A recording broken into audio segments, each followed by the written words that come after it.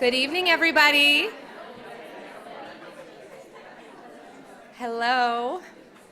Has everybody found a comfortable place to sit? Okay. Well, welcome to the 2018 Equity in Early Learning Initiative Regional Symposium. I'm Lindsay Allard-Anyemba, and I am really excited to welcome everybody on behalf of School Readiness Consulting and our partners. Our mission at SRC is to integrate strategic thinking, best practice, and evaluation to transform early learning and affirm the right of all children to thrive. Our team tonight, who is all around, is thrilled, really thrilled to have you join us to discuss what we believe is really the most urgent opportunity for us to tackle in these times. I think after last night, after all of what we've all been through over the past years in trying to build early learning systems that really work for children and families, that's a journey we've all been on together. I'm excited to see so many faces that I recognize. And also, as I looked at the guest list for this evening, I was really encouraged that there's a lot of folks who are new to this conversation and new to our EELI work, and so I would like to tell you a little bit about that. But before I do that, I think it's really important to introduce our incredible partners. Wonders Early Learning, Joanne Hurt is with us, and you'll be hearing from her more. Early Learning and Extended Day, and she is also will be joined later by Ann Richard and a bunch of members of her leadership team. The Campagna Center, which is represented this evening by Tammy Mann. Of course, our hosts, New America, and our partners at the Early and Elementary Policy Group. I really want to thank the School Readiness Consulting team. I was gonna ask them at this point to all stand up, but there doesn't seem to be enough chairs left for them to sit down. So they're all standing, which is great news that there's so many of you here. I just want to recognize that our team has really dedicated a lot of time and a lot of their talent to pursuing this work, which I think we fondly call our dream project, and it is. I also, I'd love to thank our advisors, so I'm going to tell you a little bit about EELI. Thelma's going to tell you a little bit more in a while, but I think it's important to recognize that SRC, Wonders, the Campagna Center, New America are really just part of the core of this effort. We have been working with advisors, experts from organizations all across the region to conceptualize, to shape, and to enact what we think are some exciting ideas to really move the DC region forward as it relates to taking on an agenda that puts equity, with a particular focus on racial equity, at the center of our systems building. I also want to thank everybody that's been involved. Over the past year, we have run a incredibly exciting, learning-filled and kind of reflection-oriented pilot that has involved multiple programs, partners from both the region of Alexandria as well as the Bethesda area. Folks have been part of our community of practice cohort. Teachers have advised us as we work together to build a tool that helps examine classroom practice related to equity.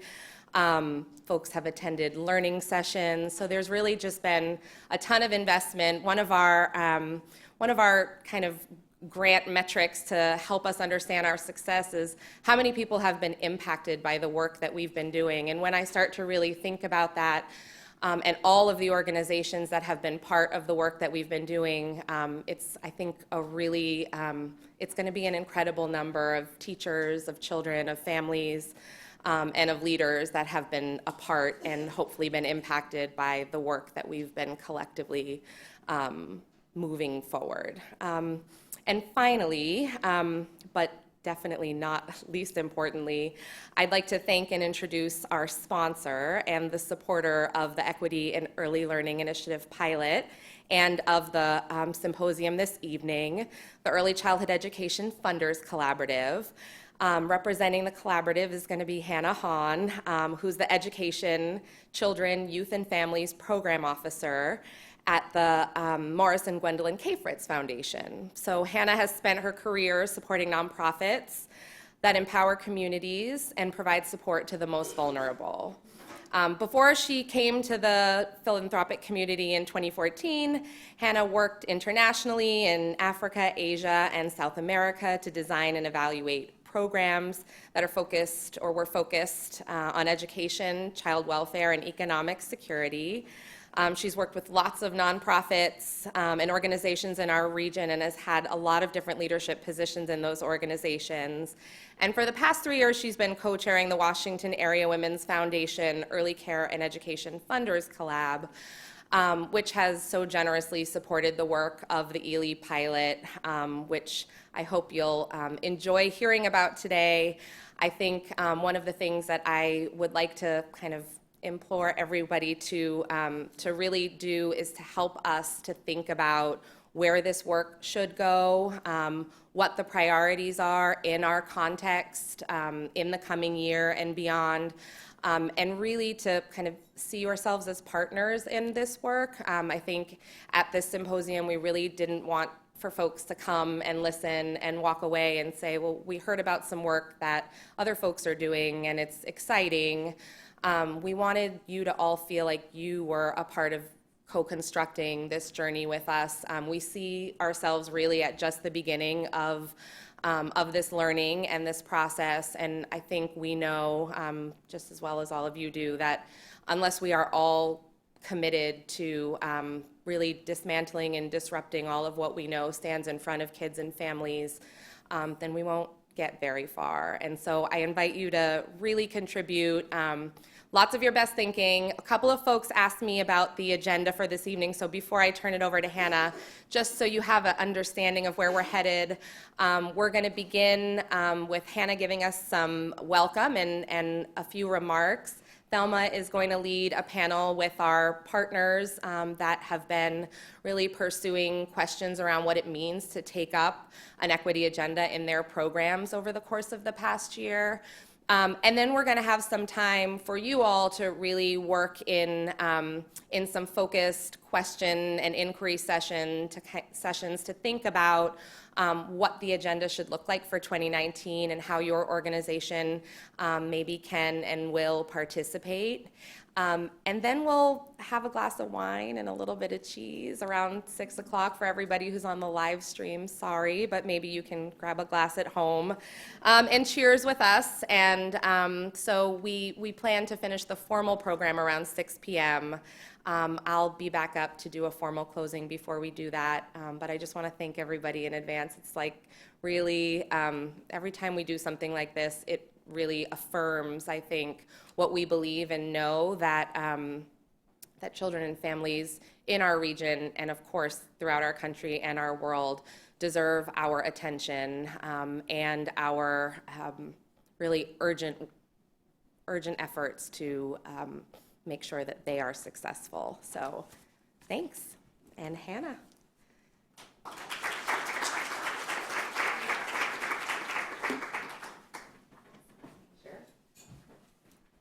Thank you, Lindsay.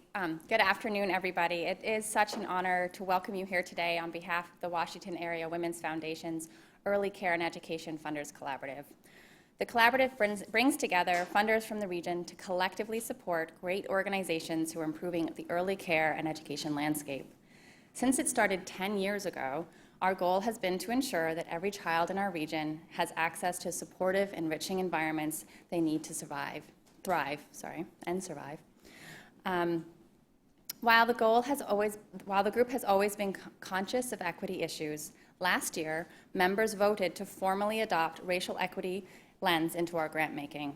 We were so pleased that the Equity in Early Learning Initiative was one of our first grantee partners focused specifically on racial equity in care and education. All of us in this room know too well the data that shows us year after year achievement gaps and life outcomes are segregated along racial lines. We also know that these inequities begin at birth.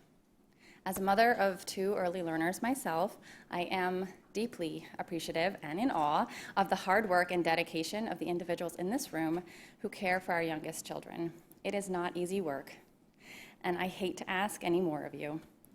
But I also believe that you are the individuals who have the knowledge, compassion, and strength to develop the systemic solutions that will ensure that zip code, skin color, and ethnicity will no longer determine our baby's academic success, life expectancy, or any other life experience. Our coming together today is a strong starting point for this work in the region and provides the space to think about the practices and policies our children and families need. Doing so requires all of us, funders, educators, policymakers, working together to intentionally analyze ourselves, change our current practices, and make a shared commitment to equity. As you participate today, I encourage you to ask yourself, what more can I do in my role to promote equity and to ensure that the future is equally bright for every child in our region? And now I have the pleasure of introducing the moderator for our panel this evening. Thelma Wong is the Director of Strategy and Practice at School Readiness Consulting. I'll let her take it from here, and I want to thank you again so much for being with us this evening.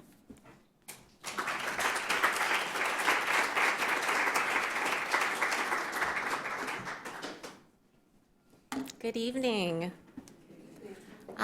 Just before I start, I'm going to give you a little bit more information about the EELI. But for those of you in this room, I just want to see a show of hands for people who have not really been introduced to the work, that this is the first time you're really learning about EELI. Excellent. Well, welcome to the movement. It's exciting to have you here. For folks who are live streaming the event, I hope that you can engage with us this evening and in future Twitter conversations. Please use the hashtag equity in ECE. And for those of you in the room, if you have questions or comments or just want to share out and be a part of that space, please do. This is not a cell phone restricted area. So I'm pleased to tell you a little bit more about the Equity in Early Learning Initiative. School Readiness Consulting launched this work in the spring of 2016. This was with the expressed intention of fostering an ecosystem of leadership around equity in the DC metropolitan region.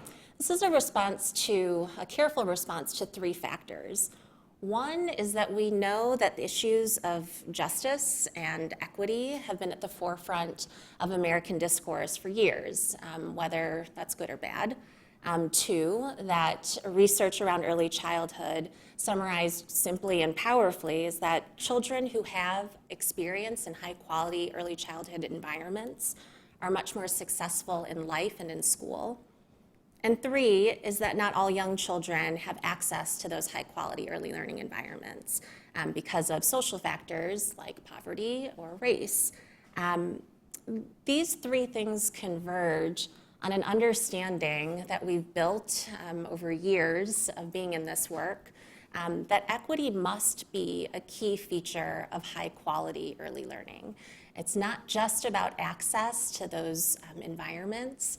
It's about what's happening in those programs. We are really thankful to the many individuals from these organizations who have lent their expertise at the local, state, and national level and have demonstrated a commitment to equity, who have offered us support in building our equity agenda. So our agenda is informed by the key strengths and opportunities, the various resources available, and the actions that we can really leverage. I think one of the most important and critical pieces of this work is really having a definition for educational equity. And so we've designed and defined this as the result of eliminating policies and practices that prevent the realization of children's lifelong learning and self-actualization, regardless of racial, cultural, economic, and other social factors. That is a very elegant definition, but seeing this in action is where it gets really complex. We argue that a program isn't truly high quality without a focused attention and approach to dismantling biases. That's very personal work. And so in response to this, we have developed a theory of change. This is really an understanding that undoing historical inequities is complex work. This is not something that is just going to be done overnight or even over years. We recognize that impacting communities and programs that serve historically marginalized children and families involve comprehensive approaches at 3 levels: the individual level, the personal, at the organizational level, and at the institutional level. We also know and recognize that to create action, we must engage in at least 3 content areas. 1 is around teaching and learning, 2 is around family engagement, and the 3rd is around leadership. So we have focused our efforts building a regional strategy that lifts up and sparks conversation around these 3 content areas. And you'll hear more about our dissemination strategy a little bit later. I also just want to point out that when we're talking about early childhood education, we're really thinking about the continuum of birth to 8. Our regional strategy right now is really focused on birth to 5. And when we think about equity, we're thinking about the full gamut, but we have made a strategic and intentional focus on racial equity. So our regional strategy. This year in 2018, with the support from the Washington Area Women's Foundation and the Early Care and Education Funders Collaborative, we've coordinated on a set of projects in partnership with Wonders and with the Campania Center around 3 areas. So 1 is around family engagement. We are working to create a compendium of resources that are focused on equity to guide the personal development for families that support children's knowledge of race and equity. Our teaching and learning project is focused on facilitating professional learning opportunities with the hope of building demonstration classrooms. A second part of our teaching and learning work is the co-creation of an observation tool which highlights classroom practices that promote equity.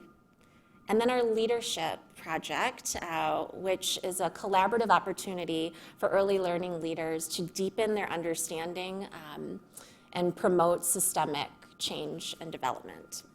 So we have a video that Daria Nickel, who's somewhere in the room working hard, worked to create. These are clips and videos from the communities of practice over the last year.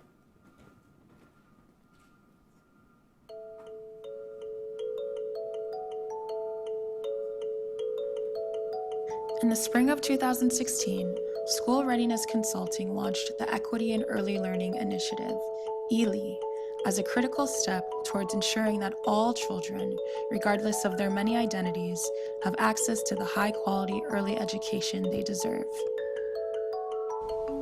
We created EELI with the expressed intention of developing an ecosystem of leadership for educational equity in the DC metro area. EELI builds on SRC's history in early childhood equity and social justice work.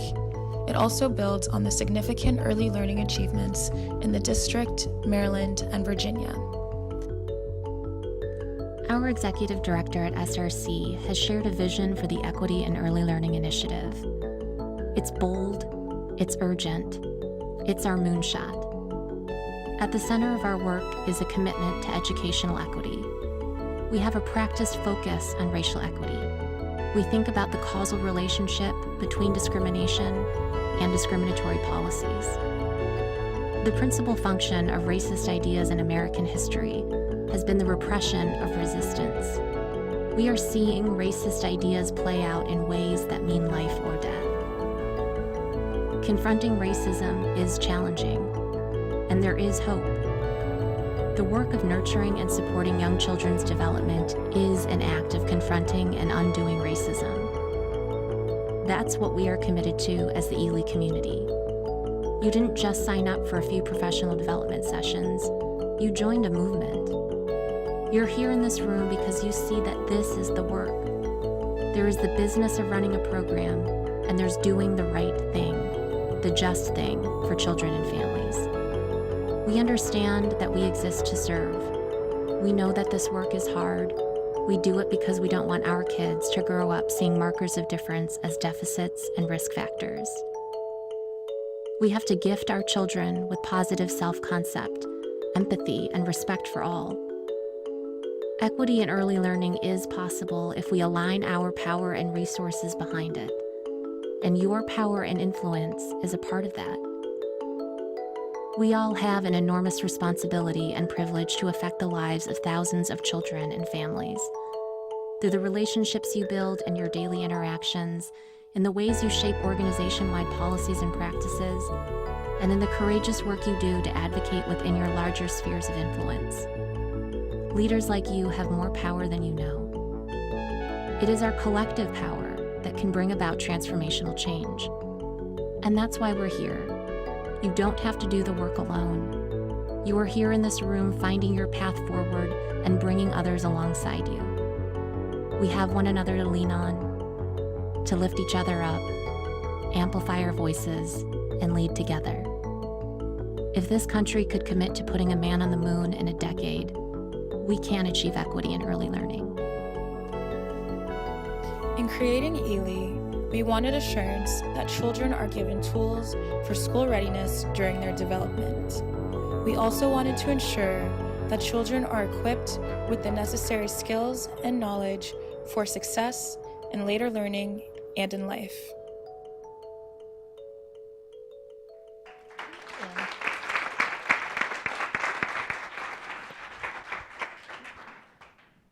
Thank you.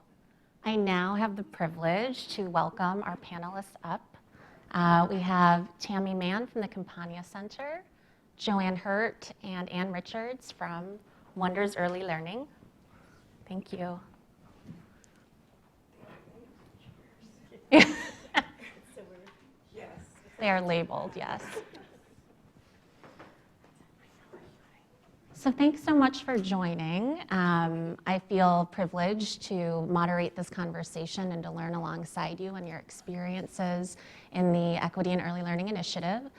Before we get started with questions, I just wanted to know if you could share a little bit about the communities Wonders and the Campania Center serves. So Wonders is a nonprofit that's been serving the Bethesda, Chevy Chase, Northwest DC area through our 8 different programs since 1976.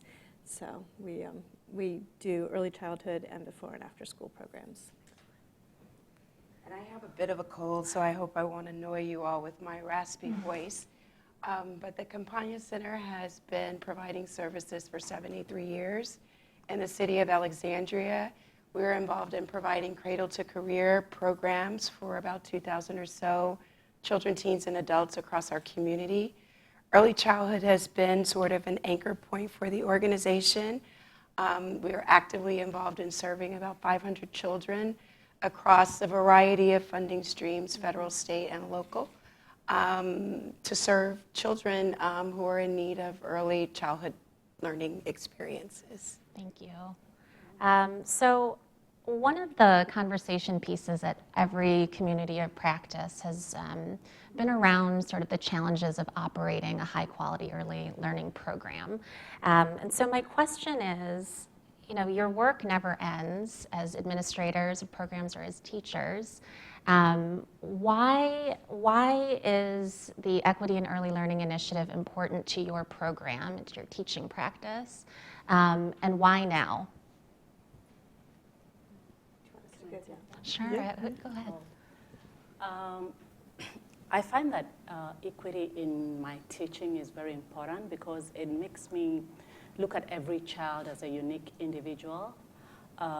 We have the world has become a global village, and with the patterns of migration, it's very important for all of us to be conscious of every child's unique background and take it into consideration while we're teaching them. And I think for when I first heard about this project, and Lindsay and I were talking about it, it felt like a nice sort of collaboration in terms of the mission of our organization, which is around diversity and social justice, but more importantly, it felt urgent. We've been doing the work, but having this this comprehensive and sort of multi-layered process really, I felt, was going to help us take it even further than where we had been. Thank you. Yeah, it's interesting because as I was listening to the video and the speakers that came before, honestly, I cannot ever recount a time when it has not been important to be in touch on these issues and what they mean for the work that we do with young children. I know that we're at a time and a place where there's new vocabulary around what it means to be in touch with the idea of valuing, as our teacher has articulated, valuing children as individuals. And so it's wonderful that there is an increased focus and there are resources to help organizations be more intentional, but the truth of the matter is it's really not possible to deliver high quality services for diverse children in our programs if we are not in touch with who they are, what their stories have been, and the families they grow up in and the communities they live in. We are obligated to recognize and find ways to understand that as we do our work. So I'm excited that there's an opportunity to use the resources of this project to bring amplification to that, but truly, that has always been a North Star, and how I know I've certainly thought about my work. I've only been at the Campagna Center for 7 years, but I've lived the early childhood work for nearly 30 years, and it's just not possible to do well without this headset. Thank you for that. I think as you've said, I think all of you, the three of you, have been engaged in this work for years. But I am wondering about how your experience and journey in EELI has helped shape your thinking, and also sort of wondering what has been surprising to you in either helping you define the equity agenda and framework for your organization or on a personal, individual level. Well, I'll start because I'm going to be really frank. This work is hard. I think the situation that we're trying to do the work in is especially challenging. While our name, the Campagna Center, sort of invokes an image of a single place, it's true we have a headquarters building that's located on South Washington Street in Alexandria, but the reality of how we serve our community is rather complicated because we live in public schools, we live in faith communities. We've recently developed a partnership with an affordable housing developer where we've opened an early learning center in that setting. And when you're trying to bring to life work that you want to have represented across your organization, and you're challenged by distance and space, and those individuals operating in environments that are not environments that you own or control, and how you contend with sort of what those dynamics bring to the work that they're doing, it's extraordinarily complicated. And I'm not just thinking about our participation in EELI from the perspective of early childhood. I'd like to see this work live across all of the work that we do. So I've had to manage myself and my expectations with my team around how we can carve out a starting point that feels like it's got the potential to go deeper, and do so in a way that contends with all of those dynamics that make it challenging. I think one of the things I've learned as we've undertaken this work with our early childhood program is that the entry point of race for our very diverse staff has been a little bit of a challenge to navigate, because we do have a diverse staff that reflects the diversity of the population that we serve. And because of that, they don't all come to the conversation with the same context because they've not lived in this country. It's not to say that they don't understand the history of race in the United States, but their lenses may be more shaped by gender and issues of how women were treated in countries that they came from. So we've really had to try and appreciate the right entry point to sort of situate a level playing field around which we can have these conversations. And that's been interesting to work through. And I'm grateful that we have the benefit of partners to figure out how to do that. Because that's not something that I've lived in other places where we've been committed to doing this work in quite the way that I live it in Alexandria with the rich diversity that we have among our staff, which I'm immensely grateful for because it certainly allows for us to engage with families that come from all over the world in ways that we would not be able to do if we didn't have that diversity. Thank you. Yeah. It's interesting that Tammy talks about her staff being diverse and the entry point they get into this race and equity conversation. Because I'm, so to say, Black, but I'm an immigrant here. And this was a whole new conversation for me. I keep saying that I knew I was Black when I got to America. That's when I learned I was Black. So it has been very interesting to me to learn the history, and I had learned about it before, but to be in it and to get to experience it.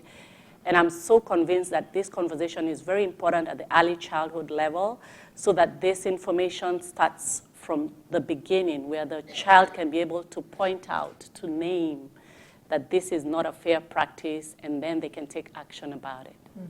Yeah. And I think for me, because we've had internal conversations and guided conversations over the years, this work, I think we're at this point where it's getting more fully embedded. And I think for me, the surprise, is the relief of not having to feel like I need to push this through as the leader of the organization because the way that the work is structured, the teachers are having an opportunity, that we're giving them the time and the space to really explore these issues personally for themselves and then how it impacts our work.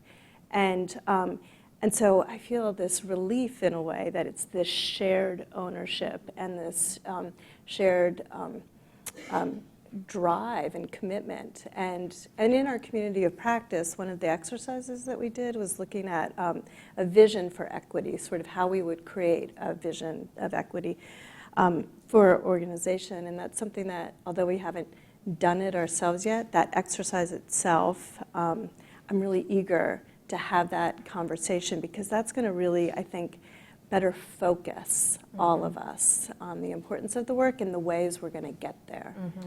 So. Yeah, I mean, one of the things that we wonder a lot about is how we document the experience and the stories. We want to be able to give language to this work in a way that empowers others and provides examples of pathways forward.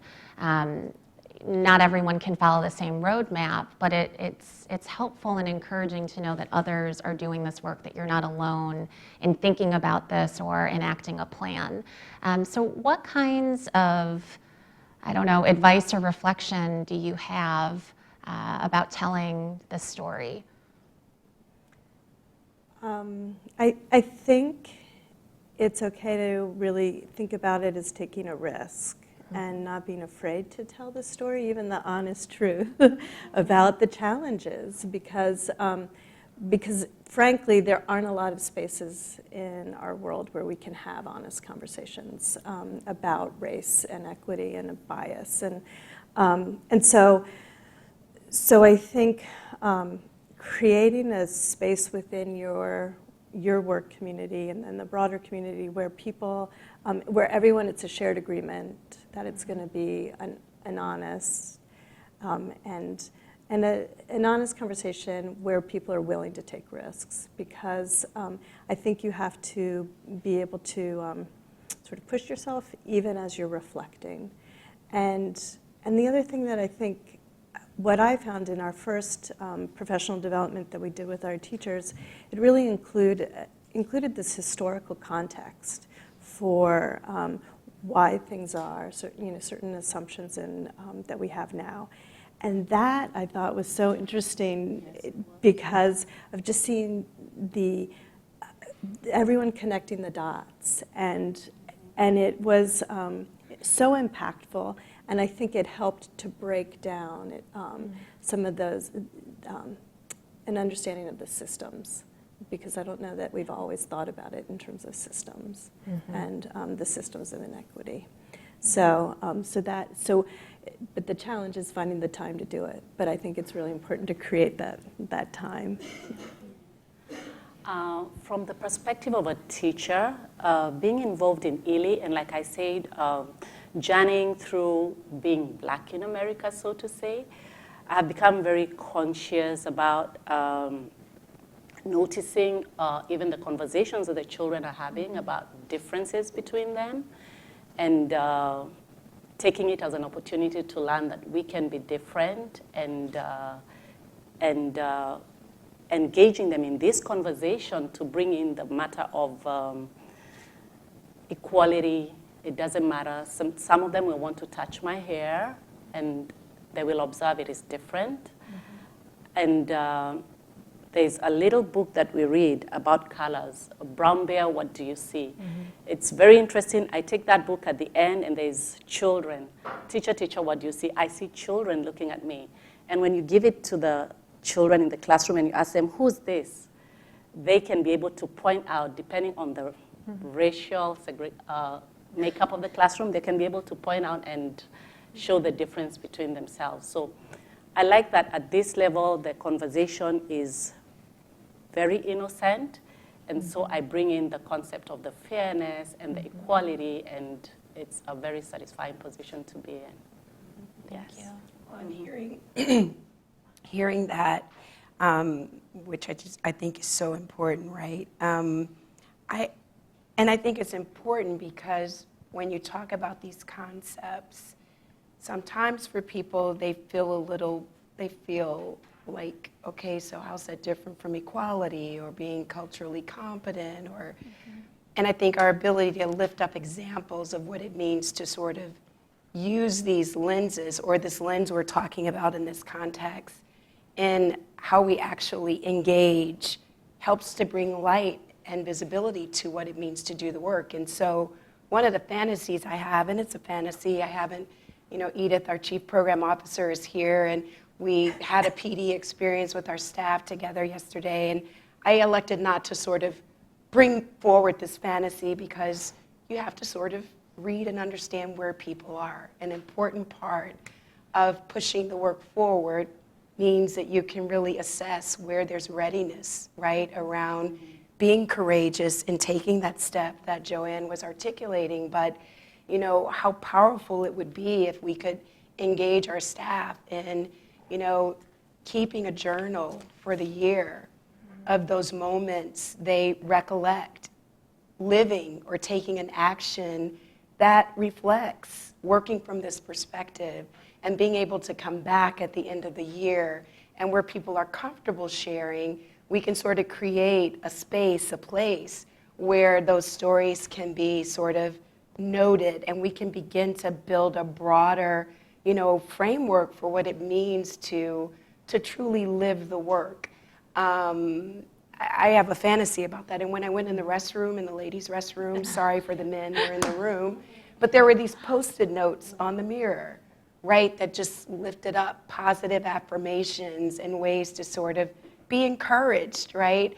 I think not being afraid to be organic about this work is such an important part of normalizing and creating space for people to feel comfortable taking risks. How do we do more of that to give voice to what it looks like? Because it's not it's not like content that you can package and just wrap a strategic plan around and boom, you know, you got it, we're there. That's not what it is when you think about the personal, you know, the programmatic, institutional policies, and it's not that. And so we have to really work harder at making it transparent for people to see if we're going to get more people on the journey, on the path to finding ways to live the work. Thank you so much. I have one final question, and that is, what is the one thing that you hope for everyone in the room sort of take away? What action or conversation do you hope this sparks? Well, I think I think my hope and is that more people become engaged in the work, and at whatever level, and to not, you don't have to worry about getting it right away. I think also to the work is hard, so sort of being mindful of how you're feeling about it as you're going through it, because there are going to be difficult conversations, and there are going to be difficult stories that you hear, and so doing, just sort of being reflective and compassionate with yourself as you're being compassionate with others as you're traveling through the journey together. So. I just hope that each one of us would have in our conscious this matter of equity, especially in as far as the little children are concerned, and that we can come to a point of self-reflection whereby we can position ourselves as we work in this direction. I recognize it's a very big, given the historical perspective of it, it is a work in progress. I'm excited for EELI and the funding that it has, that we can continue these conversations. It has made me very self-reflective, and I hope all of us will be that self-reflective as we put out the work towards this initiative. Okay. Yeah, I echo those points and think very much the importance of self-care in the work, and a willingness to listen to the people who are making commitments to be on the path, pursuing the work, not as a sort of, when I get there, I know I'm never going to have to talk about this again. The reality is, and I feel that this is work I've been in touch with for the balance of my career, and still there are things that I am learning and appreciating that, you know, wow, I still have more work to do. And helping people feel comfortable with that as a reality, as a part of this, is so important, because when you're in work that is involving using relationships as the channel to affect change, you know, how can you not have room to keep getting better at it? Right? We're not building automobiles, or, you know, we are giving of ourselves emotionally, intellectually, physically, in the service of joining with children and their families to help support their realization of their potential. And that means that there is always something more we can do to get better at that. And so I just try to hold on to that in the work. Thank you so much for sharing your thoughts and experiences in this work. Thank you for being a part of the conversation. This work requires change at multiple levels.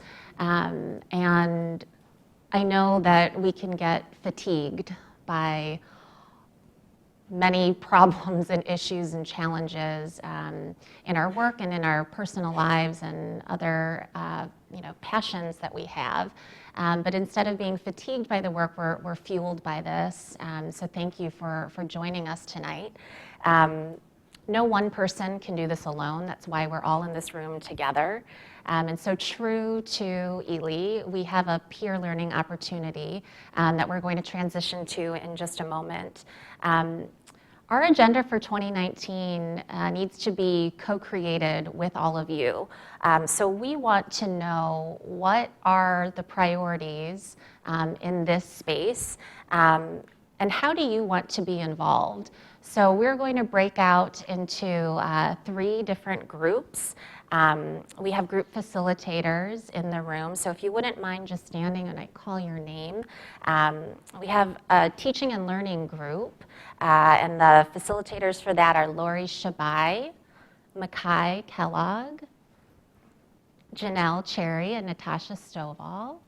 And they are going to take the back 3 tables. And so as you're thinking through these areas, the teaching and learning, family engagement, and leadership, you might have been inspired by something that one of our panelists said. We realize that many of you wear multiple hats. So we ask that you go to what's aligned with your thinking tonight. And if a table or 2 look a little too full, we ask that you put on a different hat and kindly volunteer to participate in another conversation. So teaching and learning is going to be in the back. And then our leadership discussion is going to be facilitated by Lisa Lucino. Thank you. Jennifer Caldwell and Nicole Sharp. And then family engagement will be at the front 2 tables. Florence Kreisman from Mary Center. Oh, okay, sorry. Lori Shabai is going to be facilitating family engagement with me and Brianna Davis-Tribble. Thank you so much. So we'll take a few minutes to get ourselves oriented. Thank you very much. Thank you.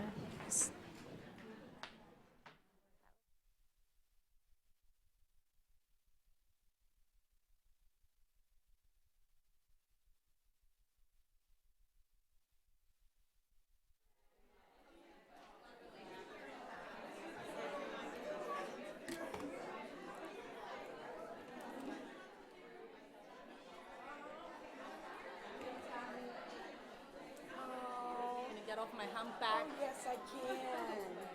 I just thought I'd put it up here. I didn't want to walk out with it.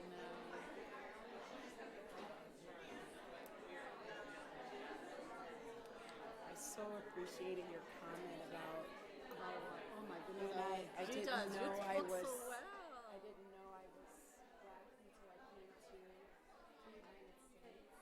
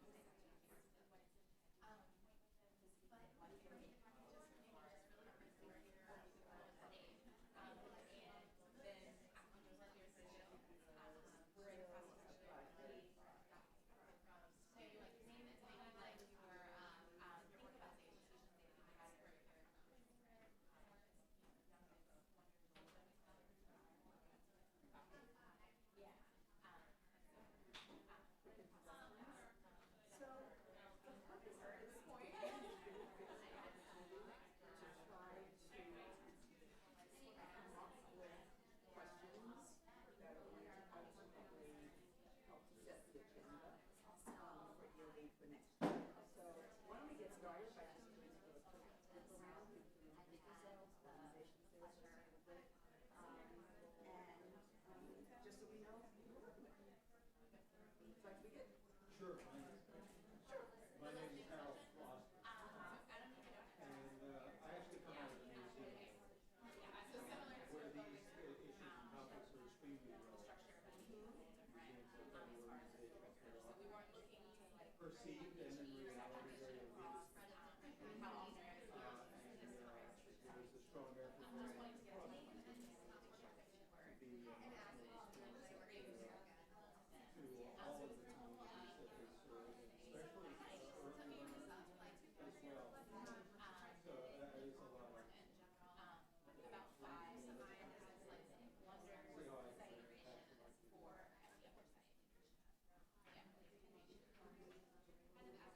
you in your position, and also kind of who will make it kind of rally up.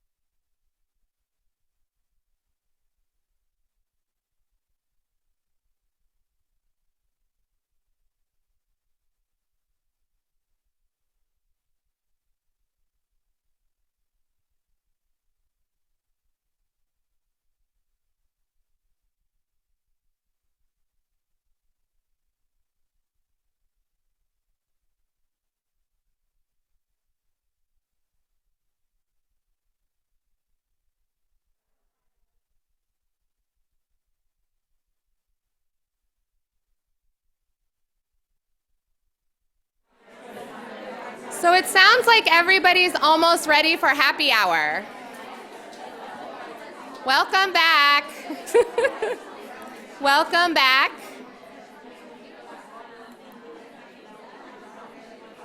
Welcome back. Hi, everybody. If you can hear my voice in 5, 4, 3, 2.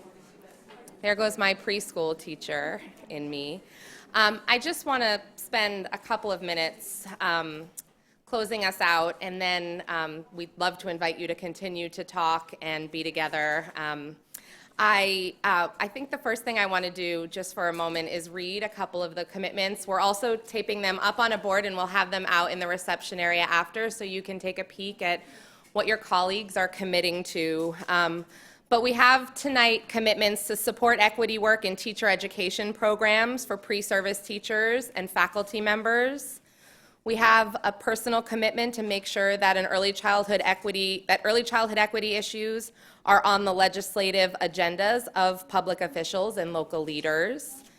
We have someone who's going to intentionally engage the business community on the important role that they can play in moving the needle forward on equity in ECE. Someone who's going to continue to raise awareness of the equity need in all classrooms and opportunities for mirroring text, so books that show children positive examples of themselves and their families, and gathering together exemplary practices in family engagement. So that's just a little sampling. I think what we have over there on the poster is more like a groundswell. And I know that with the energy that I heard going on in the conversations and the depth that people went to in kind of really analyzing where their organizations or their communities are, is going to give us a really, really important starting place. So I just want to tell you a tiny bit about what's next, the focus of 2019. So with your help and with the input you've given us this evening, our plan is to deepen the impact on with each of our partner programs and the region at large by adding additional programmatic elements. So you heard a little bit tonight about the tool that we're developing, about the professional learning that teachers attended. You heard about the community of practice that leaders in each program's community had the opportunity to attend. You may have heard a little bit about the listening sessions that we did with families and the resources that we're developing to help them have constructive conversations with their children about identity. And so the idea is for this year that we'll really take those pieces and in partnership with programs, deepen them. I think I heard almost at every table about the importance of this not being a once-a-year conversation where we come to a training and think about where this fits into our lives and then go back to business as usual. So we know that 2018 was just the beginning of the journey with our current partners. We also are going to broaden our efforts, so we will hopefully have new partners from throughout the region. As you heard, we've been partnering with programs in Bethesda and in Alexandria. We hope to work with partners, programmatic partners from DC and maybe Prince George's County as well. And build on some of what has happened this year, figure out what the right starting points are for those programmatic partners. And I think one of the things that we're taking away is that there are some core elements that are part of the framework that have to stay consistent, but that we have to be really individualized based on each partner's level of readiness, as Tammy talked about, current community context, the size of the program. There's just so much that matters. So we look forward to kind of starting that journey with some new partners as well.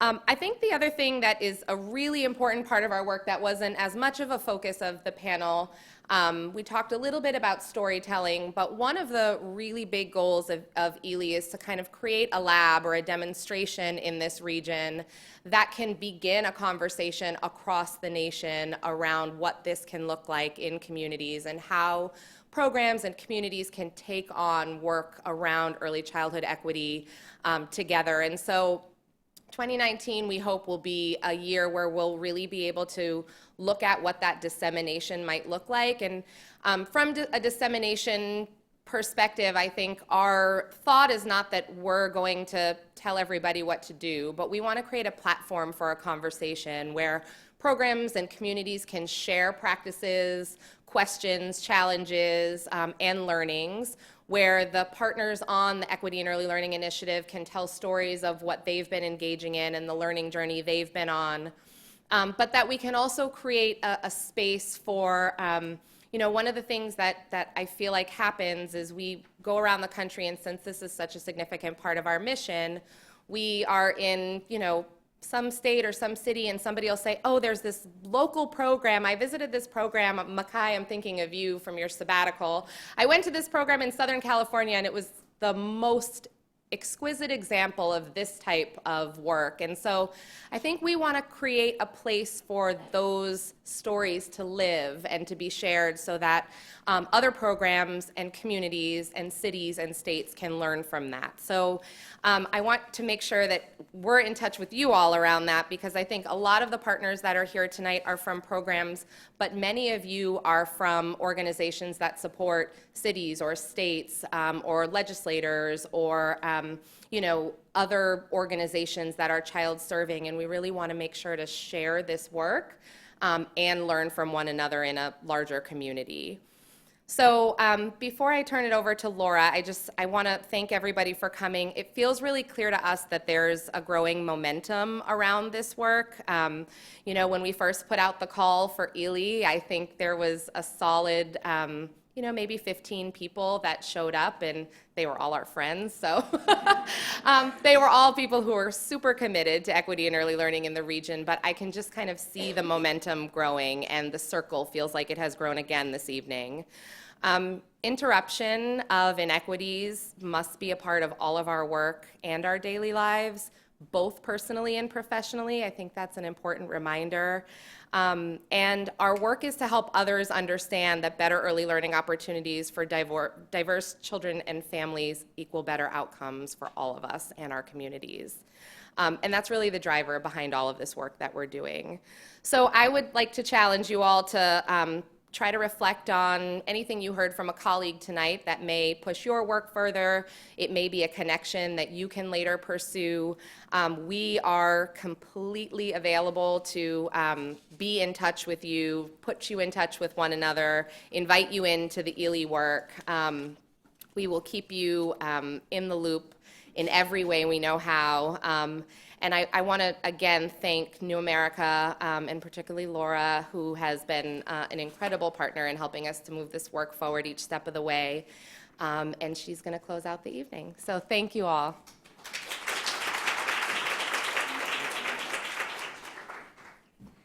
I just want to once again thank all of you for coming, and thank Lindsay and School Readiness Consulting and the great panelists that we had and facilitators to guide our conversations. And we were really thrilled to be able to host. Oops. I'm going to help. Oh, is it not there anymore? Oh, what do you, the mic? Yeah,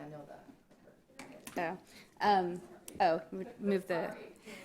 Host this conversation tonight, and are thrilled to be part of this work because, as we talked about, every child deserves not just access to early learning opportunities, but to quality opportunities that meet their individual needs and that value children as individuals, as Tammy Mann said earlier, which is so important. And so just a couple of things that we are going to do. I want to tease a forthcoming blog series that we plan to do with School Readiness Consulting, and maybe reach out to some of you as well on equity in early learning. And so look for that in the coming months.